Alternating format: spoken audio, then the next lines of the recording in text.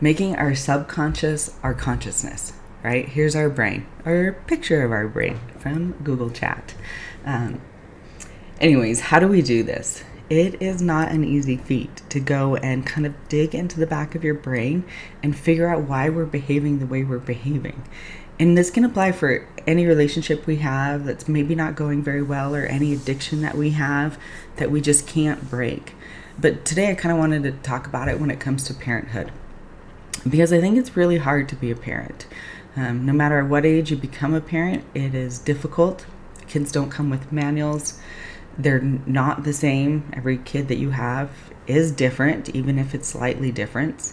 They're a lot of fun, but they're a lot of work.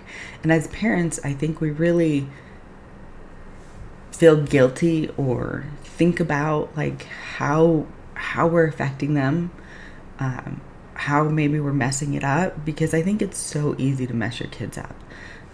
It doesn't take a lot sometimes, depending on if you have a more anxious child, then little things can kind of make it more difficult for them. So we kind of have to gear our parenting just a little bit different for each child.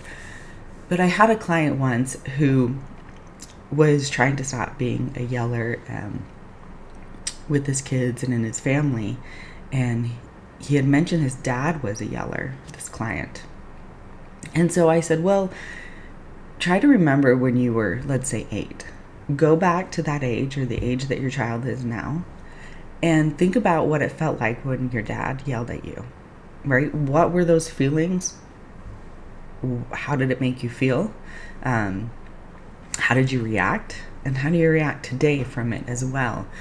And then when you're about to go do that to your own kid, right? Because a lot of us are yellers. It's almost easy to get frustrated and yell. And yelling doesn't seem like it could affect him, but it really does affect kids' self-esteem.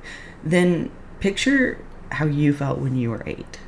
And maybe if we can go back to our subconsciousness, we can change that behavior, because we can picture what it was like to be an 8-year-old or 6, 5, 10, being yelled at by our parent, feeling that maybe we weren't loved because of that.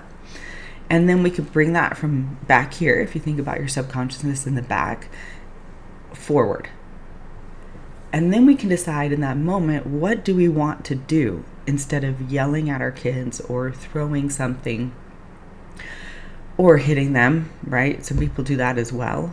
What else can we do to make sure that our children know how to effectively communicate their emotions to somebody else or to their own kids?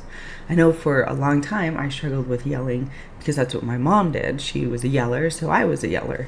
And it wasn't until I got into my master's program in social work that I realized that yelling probably wasn't the best thing to do for my kids. And I know how it made me feel, and so I could only imagine how it would make my kids feel. But in the moment you get frustrated, so you're not really thinking about that. So that's just one way we can take our subconsciousness and move it into our consciousness, is really understanding what our behavioral choices are doing to us in our everyday life, and what are they doing to the relationships that we are having in our everyday life.